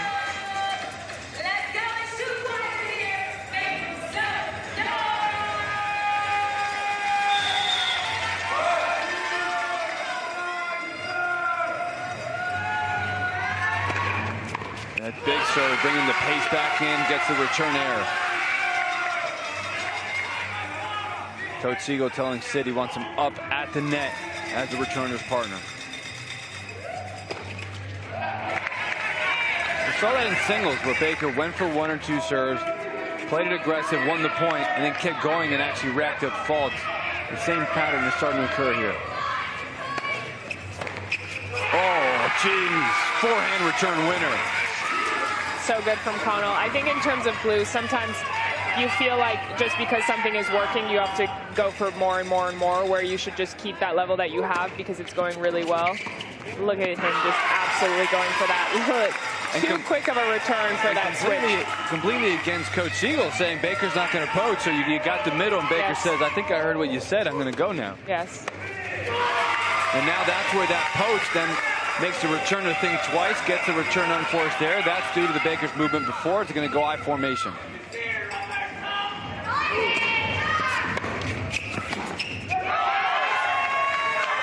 Great return and huge come on there from Roberto Cid.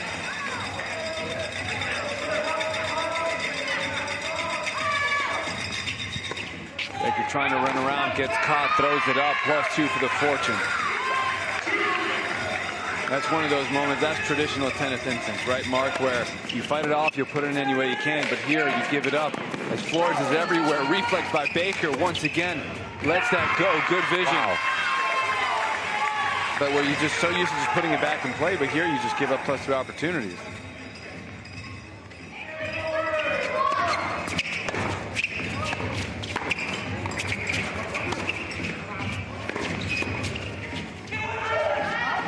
Right off the back of the line, Baker's going to let it bounce, take the overhead. Connell's going to run inside, going to look to poach. Flores, good job keeping it towards the sideline. Back into a down the line rally. Connell covering the middle. Flores reflects, but too fast. Wow.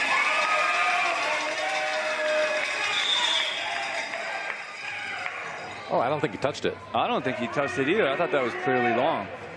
Well, it was a straight whiff. A fortunate whiff for Connell. Oh. No, that ball didn't change trajectory.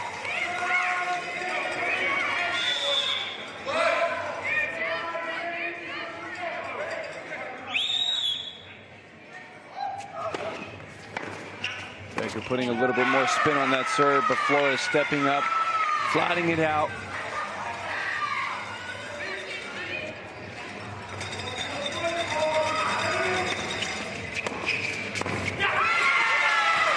Connell's just been turning extremely well all night, making it really difficult to serve and volley. Well, and I think Flores needs to keep that in mind when he is serving and volleying, because Connell's return goes so low and it's always going to come at the feet. So Flores either needs to be extremely quick out of it or wait one and then move in. And the serve we also haven't seen against Connell is the short kick wide on the forehand. Everything's going kind of right at him body, and then crushing returns like that, +2.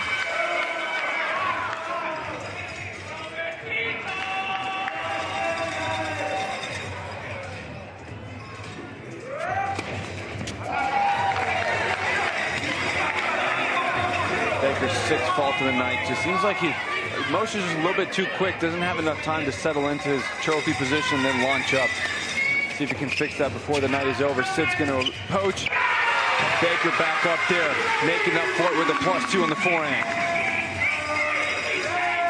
Lots of passes down the middle here tonight. I'd like to see Fortune just squeeze that middle just a little bit more once they get out of that return, since they are getting passed down the line a lot on the returns. Squeeze the middle so they don't get passed down the middle. Oh. That's just way too good from Connell. Incredible. Just really good tennis by Inferno, as the Fortune going to take a timeout and try to stop some of the momentum.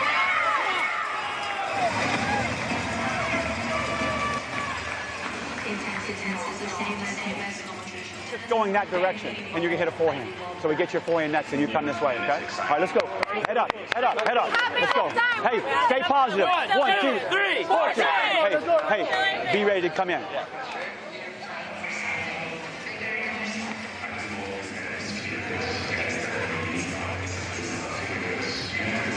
Mark, do you think this is Inferno playing great or Fortune not doing something well enough? Yeah, it's a little bit of both. I think you're seeing a high level, particularly from Jamie Connell. But I think the Fortune are right there. Just a little bit of adjustments, maybe trying to stick around a couple of the points longer, because when they get a chance to close, they've been very effective, particularly Flores at the net.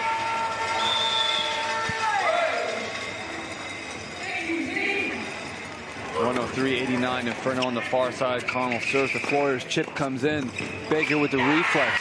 Flores just wasn't fast enough to get it back in. 15-point lead.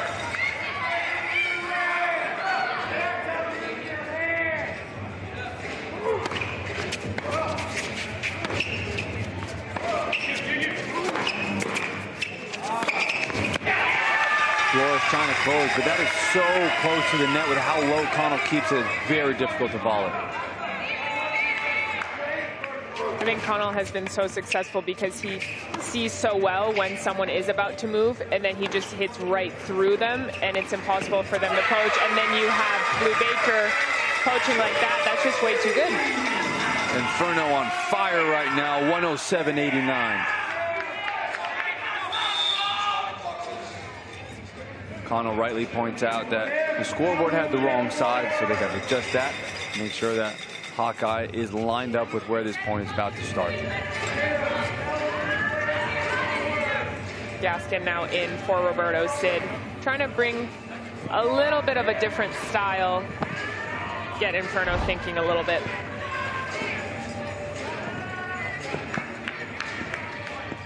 Oh, I see. I think that's what the score is going after. So trying to see if it's going to be +2, and that's why the scoreboard reflected it. I think that's what happened. It did reflect the +2, so it gave the Inferno an extra point.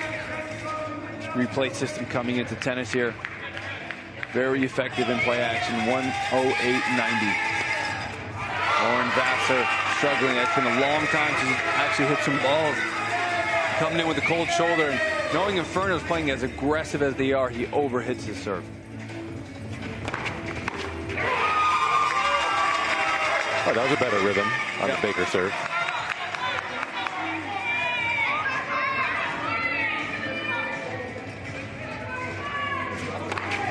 Very interesting how flat he's going with it.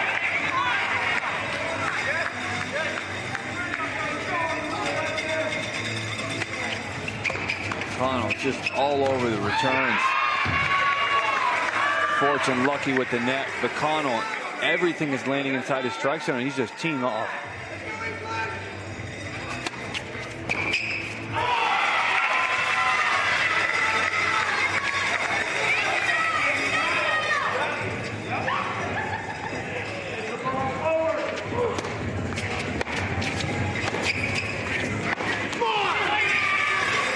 Vassar just doesn't look like he's settled in yet. A lot of pressure to come in with your team down, make him be the hero to try to bring him back right now. You can understand he wants to try to help his team, but a lot of that is by playing aggressive tennis against two great teams right there, and he's searching too much instead of just playing some simple tennis. A lot of pressure to have put him in at this moment in time. Well, especially when there's so little time on the clock, too. It must be extremely stressful to come in now, not warm. Now he's trying to swing out a little, but he's missing too much. He looks like he wants to be subbed again. Roberto Cid is back in, and we have a racket throw. Vassar is not happy.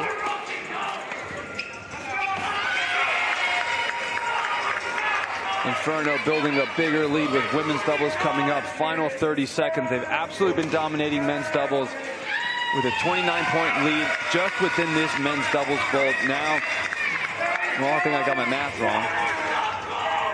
I think it's 20 now.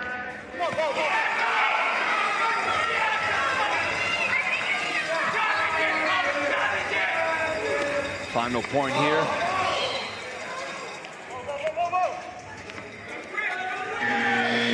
Cid was going to try to get one last point there, but Inferno with a 117.93 lead.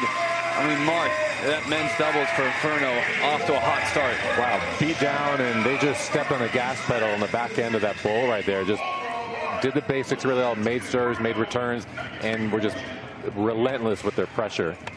Well, look, Mark, it's been great to have you here. Thank you so much. Enjoy the rest of the night. You, Mark. We had a great time at Intense. We still got some women's doubles and then mixed doubles to finish things off. We're going to be back after a very short break. Some more fun action.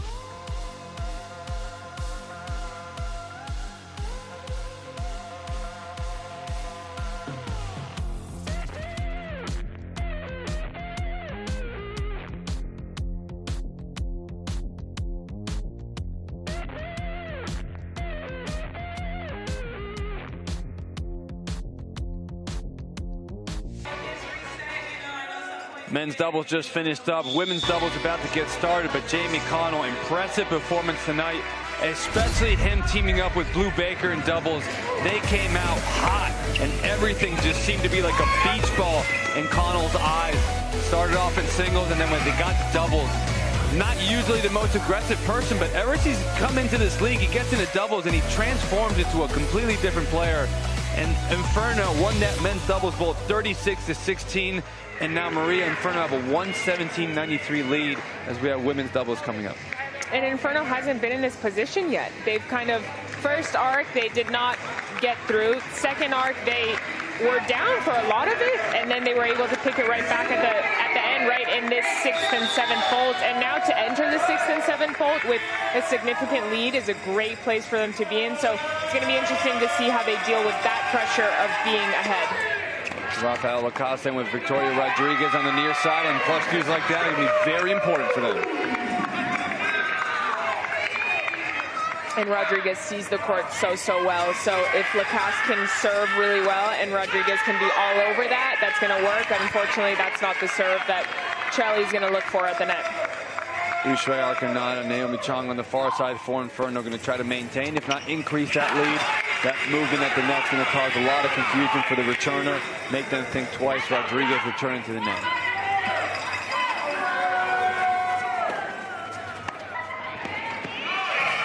Missed return by Lacoste. You know, one of the things I've wondered when you look at Lacoste's forehand, a lot of times just pulls that head, lifts that ball a little bit too much instead of staying down and driving through it. And that definitely makes her lose a little bit of control. Great return there, though, by Victoria Rodriguez, just finding that tiny spot on the court and getting it perfectly.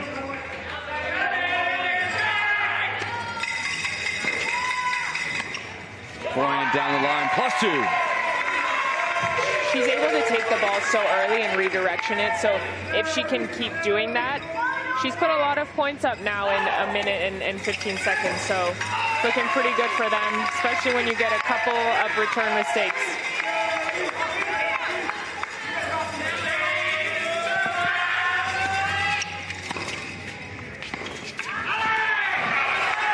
Forcing that down the line with the movement at the net. Misses that backhand, 121.99. Moving without the ball, one of the most important concepts in doubles, and we're seeing some great examples of that tonight. And we're seeing Team Fortune changing line very early in the point, and I wonder if that, you know, was coached or if they just feel that pressure of we don't want to stay in these rallies. Now the Fortune, we're down by 22 in their opening arc. Down by 21 now, so you know the belief is there for them to come back. Arcanada going to try to set that back. Both of them at the net. Great volley right at Chelly. That's just not a big enough ball from Lacoste. She needs to absolutely rip that ball when both players are at the net. She cannot give them any looks at the net. Trying to step inside. Looks more comfortable to try to flatten it out. Just got caught a little bit late. 23-point lead, Inferno.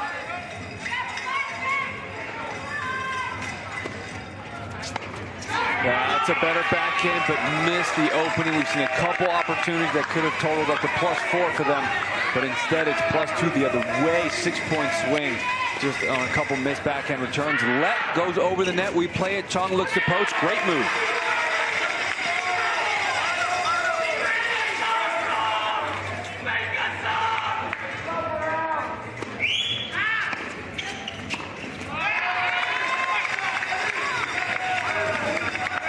Fortune's going to want to carry a little bit of momentum here if they can. I think it's very important for them to use their timeouts if they can.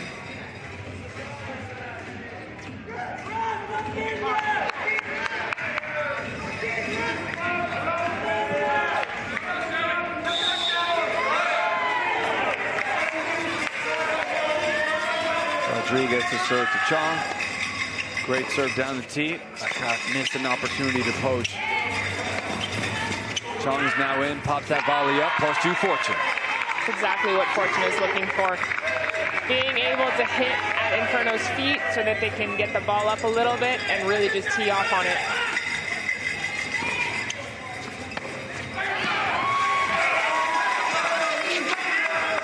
I think Lacoste has missed a couple poach opportunities. I was just going to say, I think that is Lacoste's ball. If you see the ball go up in any way, shape, or form, you got to go for that.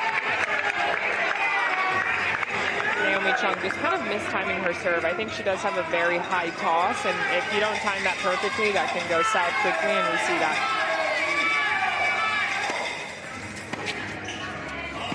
It's a good return by Chong, sneaks into the net, but great defense by Lacoste. Granada closes the net very well.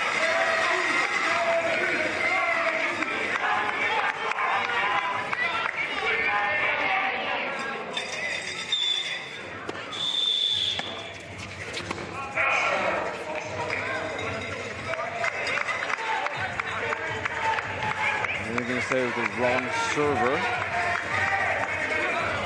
I thought Chong was the last one to have served. Remember when she mishit that serve? You were talking about her toss. They're not going to review it. They're going to play on. We're going to see if that's going to come back and hurt them later on. They do have a 22-point lead, so things are going well. That's how you respond. Winner Inferno. Chong definitely a little triggered by that. Definitely fired up by the shot that she hit. Way to bounce back for her. Lacoste going right at Chong. A great strategy when you have somebody that's moving and faking and poaching, just go right at them, try to jam them into the chest, point fortune.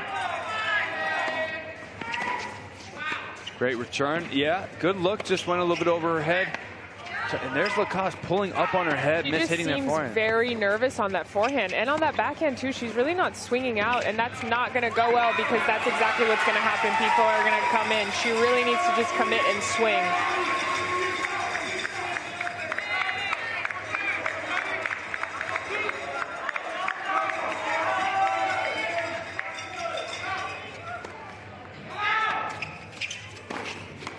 Yeah, great poach, good touch by Chong, but that's the movement you got to do if you want to get back into this match. And we see Tim Siegel looking straight at Lacoste and saying, be aggressive. And she has to. She has to just let it fly a little bit, even if she misses a few balls, because she's missing right now because she's pulling up. Rodriguez only her third fault of the night, but an important one as Fortune's trying to find their way back into this. Arconada to serve, I formation, point back. Still only Arconada's fourth of the night, who's in double digits in the first two arcs. It was still a good showing on her serve.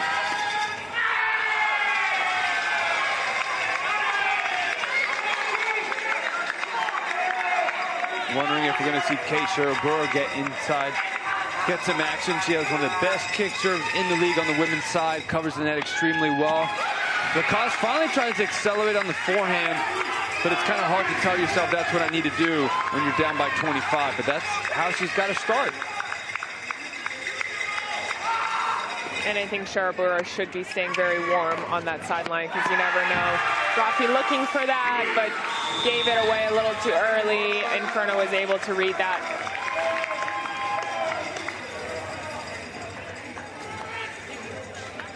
All right, Intense Arena. We can cross on their backhand, but on the forehand, hang where you are, okay? Okay. Ball kids with me. I may put Kate in there just for her serve. Is that right?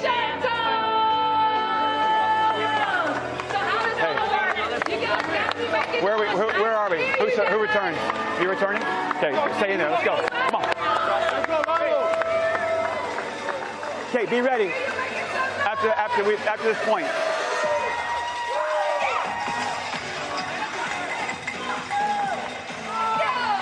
Hey, let's go. So we see Kate Sherabura about to get in. It seems that way, yes. But why not put her in now? I'm not sure. I actually have no idea. It sounds like he wants Rodriguez to get one more return, maybe, and then. But I don't know who he's subbing. I'm not sure. I mean, just coming out of a timeout on the return, so you're not going to have to put the server in. So who's going to come out? Is that going to count as a point? No. So now this is going to be where the confusion comes in. So Fort's going to play, but Sherabura's going to stay on the sideline under 3 minutes. So now he's going to sub her out, which could have just been in from before and just. So it's tough.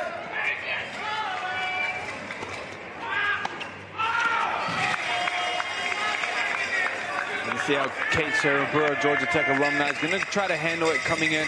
Her team is down by, can't do the math, 137, 109. 138, 109. I think I can do that one. That's 19.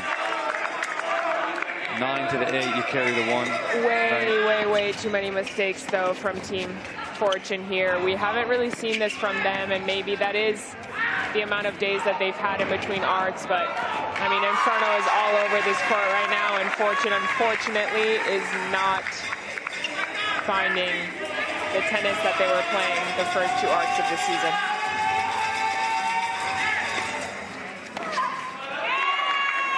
Sarabura with the fist bump to Lacoste, trying to urge her on. Aggressive forehand winner. And I do think that line needs to be covered because Usui is feeling so comfortable, especially with that inside in to go down the line. So we've seen a lot of that from Noms tonight. And I do think it is her toss. I think it's a little too high, and she's just not timing it properly. Sarabura gonna need a little bit of time to get that shoulder warmed up. Gives the point back. Arcanata to serve. Final minute, 10 seconds in women's doubles before mixed doubles takes the court. The women just trading faults back and forth. Wondering if Arcanata is gonna break out the underhand serve. That was very successful in women's singles. So you got a big lead, so she can continue to try to play around and take that risk. Couple serves back and forth. Fortune getting gifts, but then just giving it right back.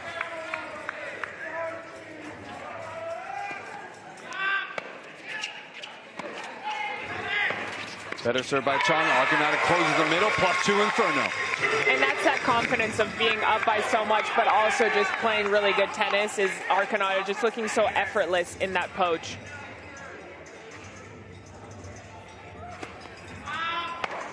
Sarabura drives that backhand. Lacoste ready, goes down the middle. Chong touches it. Point for Fortune. 30-point lead for Inferno. Final 10 seconds. Off-pace kick serve. Chong reads it. Down the line, comes in. Lacoste ready. Point one more time for Fortune. Sarabura's going to try to go fast. Underhand serve, sneaks it in. Arcanata returns. Big backhand, and they get another point. That's going to build some more positive energy as we go back into this break. Mixed double is going to be coming back. Make sure you stay with us while the Fortune, undefeated so far, going to try to hang on to that, but a big deficit when we come back.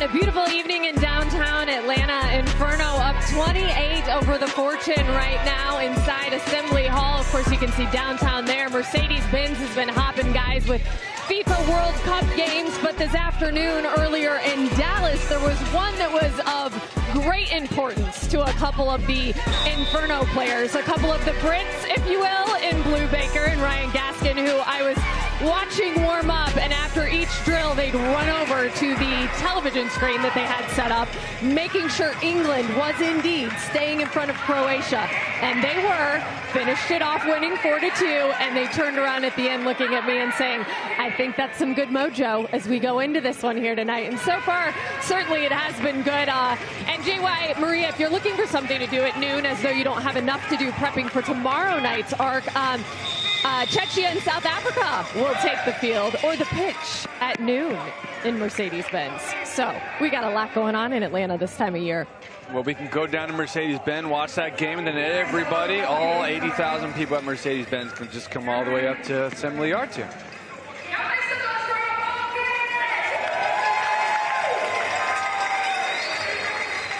Final mixed doubles bolt of the night about to get started. Jesse Flores, Rafael Lacasse in for the Fortune. Jamie Connell, Uswe Arcanada, and on the far side for Inferno. And even on the deuce side, Connell was playing on the ad side when he was playing men's doubles. He was on fire there, goes to the deuce side, and just continues his great start. Mojo is flowing, that's for sure. And look at that, that's just so good from Uswe. She has hurt them so much through the middle. And so I really hope that Tim Siegel is telling them, like, hey, you guys watch that middle. Lucky there, Uswe was not ready for that one. Fortune down 30, had a 22-point deficit that they made up in their first opening arc of the season and won it on the last-second buzzer beater. But 31 in the final 10 minutes, looking a little bit tough. And I think if you look at them on the sideline, I think they understand the tough task they have ahead of them. Inferno coming strong, especially with the energy from Lacasse. Trying to come back in, but she's going to miss that long. Definitely not the arc they were expecting, considering how well they've played so far, but that's just the way that it is.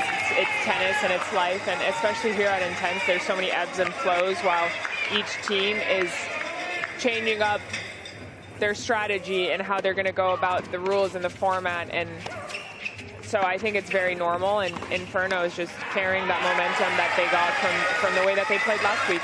And a big credit to Uswe Arcanada, the energy that she has brought tonight. Clearly different than the first two, and looking like the top player that she is. And she's just so experienced and has done so incredibly well in her career because of that reason, because she's a fighter and because she's competitive. And I know that she was so unhappy with the way that she played in that first arc that she got right back to work and she was extra motivated, and we're seeing that, and that's just the type of player and person that she is. Ooh, well struck return. Fortunate to be out for the Fortune. 151, 120. Arcanada playing aggressive. Flores going to try to play fast. Mixed doubles is where he's had a lot of success with that kick serve. Lacasse being up there to rack up some poaches, but Connell's just crushing everything, and Arcanada is on top of the net. And it's so captivating to watch this mixed doubles because it really is a showdown in between two teams that have by far stood out so far in this league. And I mean, Uswe and Jamie are just absolutely taking it away right now.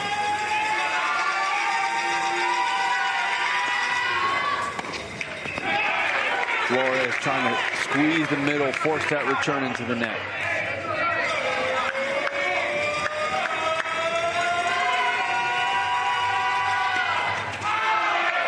Lacasse been struggling with that set serve tonight. That's going to be her 8th of the night. How tough is it only having one serve, especially when you're down like this?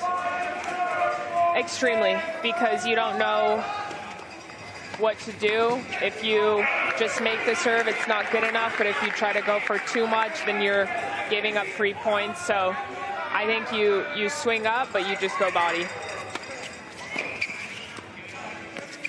Arcanada ready after Connell's return off the net. Flores just rips that forehand down the line, but just a really impressive performance by the Inferno tonight with the way they've just really brought the energy.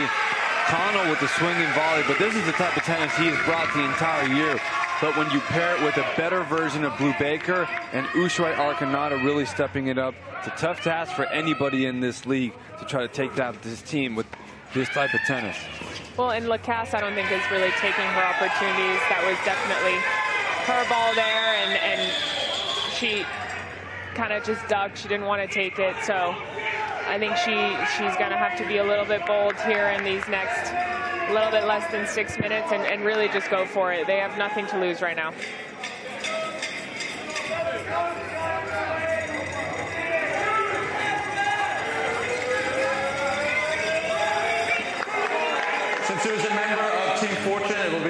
points as a winner.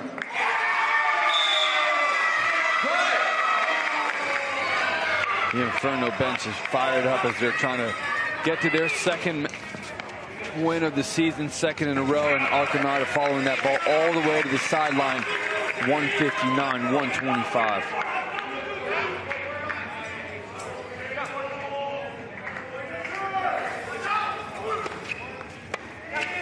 Flores with that return down line. It's just so hard to handle that lefty kick serve. This is a court that really takes a kick serve. It really rewards all your shots. It takes the spins. You use the slice. It rewards the slice. It's a quality court. But against lefties and high kick serves and the way he can get it to jump, it's just so difficult for opponents to really do anything off of it. And you can see the difference when Connell goes to return. These servers don't have that same kind of action, and he is teeing off on every return as he gets a short break and Blue Baker gets back in to try to pick up some of the good tennis he's done. Well, in doubles, too, if you're able to have that effective kick serve, it's great because it's hard enough to return it on a singles court where you have the whole court, but in doubles you have such small margins, so it's a huge advantage.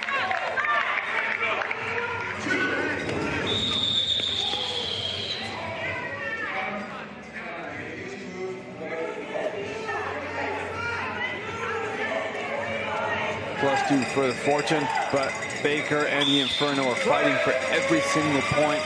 And Tim Singwell also is lined up like he thinks there's still a comeback leading in, and Lacoste just continues to pull up on that forehand.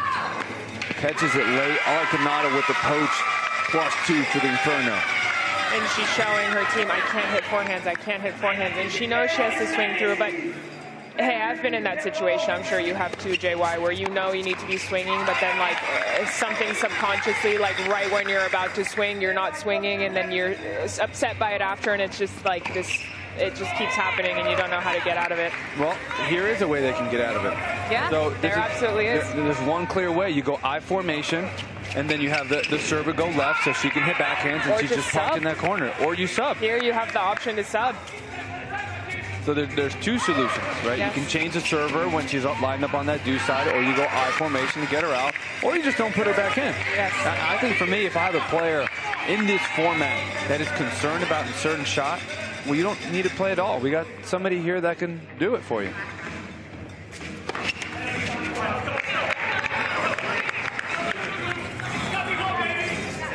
Still a 31-point deficit here with 3 minutes and 15 seconds left on the clock.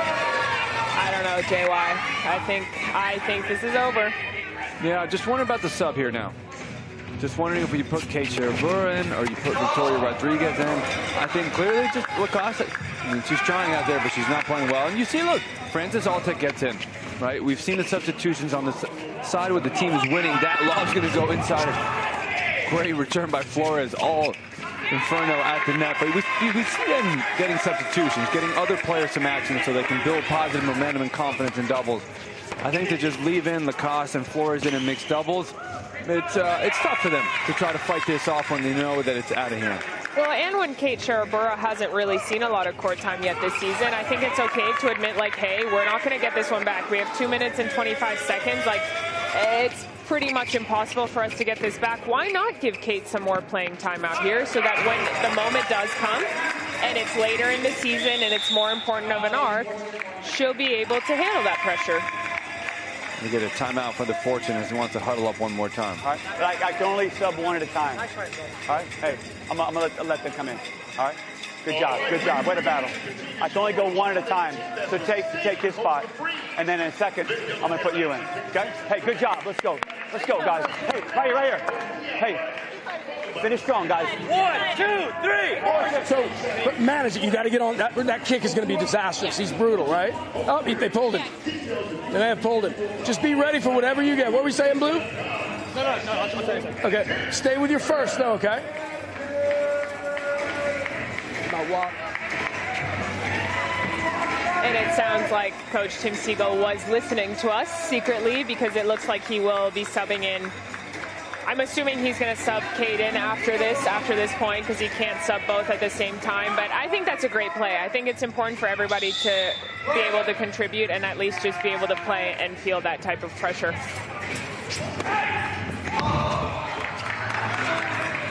What I love there was actually Coach Siegel just bring them all together one more time. Still staying as a team together. Completely agree. And I like how he said finish off strong. And that didn't mean come back and win. That just meant let's have a good attitude, let's be a team, and let's finish this off, and then we're going to work on it. I think that's really good coaching. And Lacasse is actually playing a lot freer now. I'll take getting some of her playing action, national champion at Vanderbilt before her career. Took a break due to a big knee injury. Getting back in. You see, okay, Kate Scherber is in. Oren Vassar as well. Final minute and a half. Inferno going to go 2-1. So will the Fortune. And Vassar just been out of sorts. You know, energy's there, but just been out of rhythm, trying to overplay, just mentally, just hasn't been able to, you know, it's hard to find that rhythm where you bring good energy, but you're also playing within yourself. Yeah, he's actually overrunning it, overplaying it a little bit more, and I think he just needs to find that balance of, like, I don't need to hit the biggest ball ever for it to be successful. I can just hit a good enough ball and then look for my opening. Gaskin with the poach, in for Baker in doubles, +2 Inferno.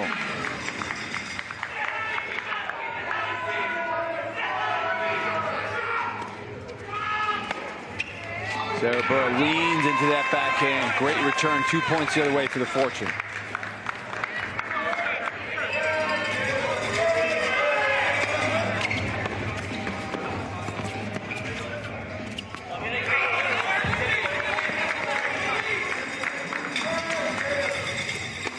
It's great for everyone here to just get some playing time, just get used to playing this more and more, playing the format. One thing is to practice it, but actually coming out here with the fans and just being able to replicate what you want to do in practice is so important. So I'm happy that everyone is getting their shot. Swinging volley by Vassar as we're going to rock into the final seconds of the night. Inferno is going to take the win, 171-150. Just a great performance from start to finish. A different kind of energy that they brought. I know they won last week, but tonight it was incredibly different. And they're going to be very excited as we get to see tonight's prize money powered by Payment Labs, as Inferno is going to tack on another $9,000 on top of last week's $9,000. Great performance by Inferno and Jim Hart just getting them ready, Ramiro. Heck of a performance, heck of a bounce back, and then take a step up from there. And just seeing them improve every single week, I feel like they're a contender at taking this whole thing. So that is just very, very impressive by them. Impressive by them, and also impressive by Connell as we get to take a look at tonight's lock-in plays presented by Solaris.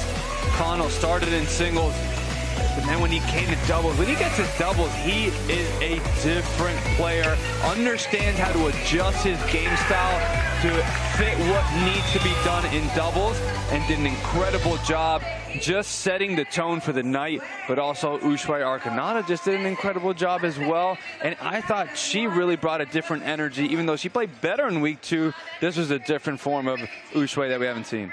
Well, and just the way that she started out, she's not particularly an aggressive player, but she came out as an aggressive player today, and she carried that on and brought that vibe to the whole entire team, and they just carried it and just ran with it, and it was just really, really good to see, and I hope that they can keep that up as they keep playing this season. Yeah, you know, Connell +13.5, Arcanata +7.5, but also a player who played some great doubles tonight is Blue Baker, who's with Kelly Kroll courtside. Yeah, very much so. Fantastic doubles, and that really was where you guys pulled away in this arc. Blue, what was working for you and Jamie? Energy, I think energy. I mean, we really struggled in the first match, I think, for our confidence and some self-belief. But, you know, our coach has been really adamant about, you know, getting more energy and being loud. And I think that's what we did, and that's why we came away with it. I've seen that from you, but Jamie turned into somebody I really hadn't seen out here before. He's so quiet and subdued, and then he gets out here. What happens? I think when he walks on the court, he turns a different animal. He's a completely different animal. I'm a big chirper on the sideline. I think I got into their heads a little bit tonight.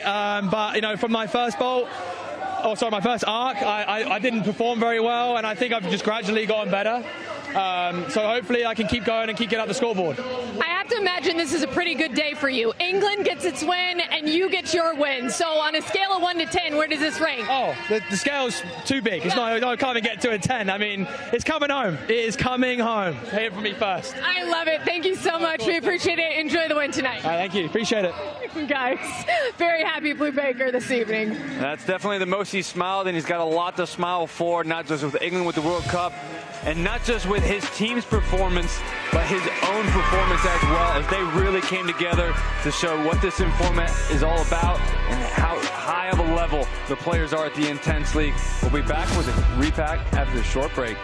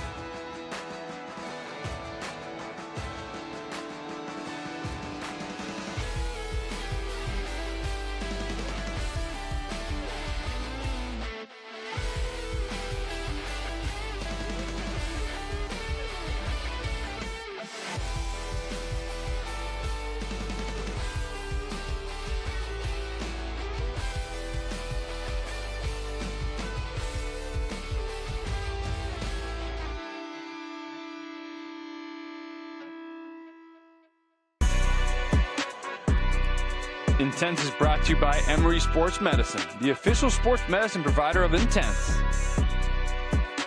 Welcome back here on a beautiful night in Atlanta, Georgia, as we just had a wrap-up of Inferno versus Fortune Inferno did a great job from start to finish. High energy beginning, and just Maria, the way they performed, really impressive.